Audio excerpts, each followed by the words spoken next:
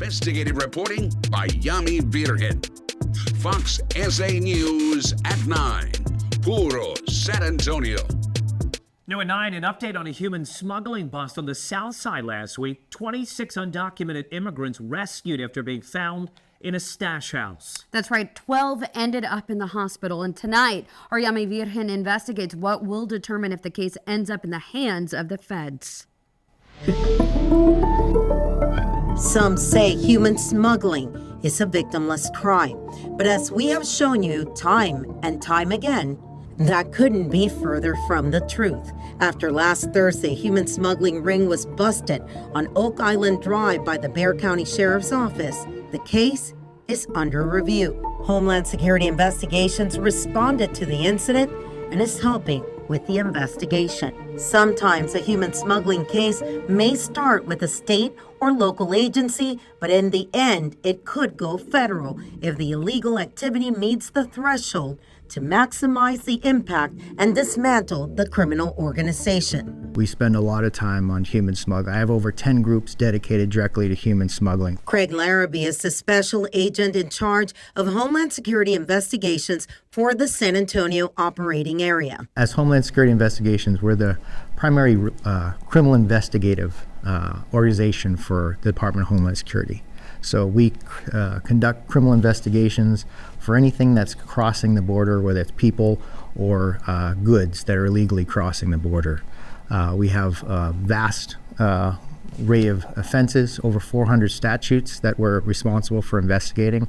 All right, reach her up. Homeland Security Investigations, or HSI, has 10 groups dedicated to human smuggling in this area. Larrabee says that most of the migrants being smuggled first cross on foot through the border, through areas like Laredo, Eagle Pass, and Terrell County. And historically has been the busiest station between El Paso to Del Rio. Sheriff Thaddeus Cleveland says his deputies, along with Border Patrol, try to stop as many as possible, but those who do not are picked up by smaller vehicles right after they cross. What we see is mainly Mexican adult men that cross our portion of the border. We will have a few females, and if we have juveniles, they're typically accompanied by a father, an uncle, a cousin, or something like that. After being moved by the smaller vehicles, some end up in stash houses like this one, sometimes to wait for their families to send more money to the coyote or human smuggler who may be extorting them for more than the price agreed.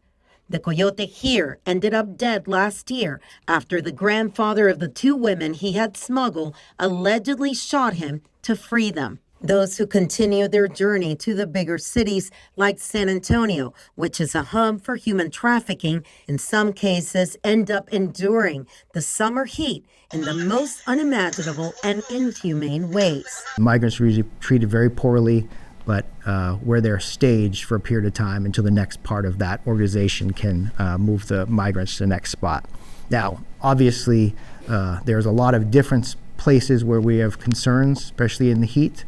In the back of a tractor trailer, obviously, we've seen how tragically that can occur. How important is it for you to get every single piece of evidence out of that truck that you can? It's the most important thing for us to collect as much evidence at the time of that crime. Now, when you have a tractor trailer incident, you have a mass casualty event, it's very difficult because your primary mission for all law enforcement emergency response is the protection and preservation of life. As of today, it has not been decided if last week's incident, where 26 migrants were found under a truck, will be prosecuted stateside or on the federal side. Yami Virgen, Fox SA.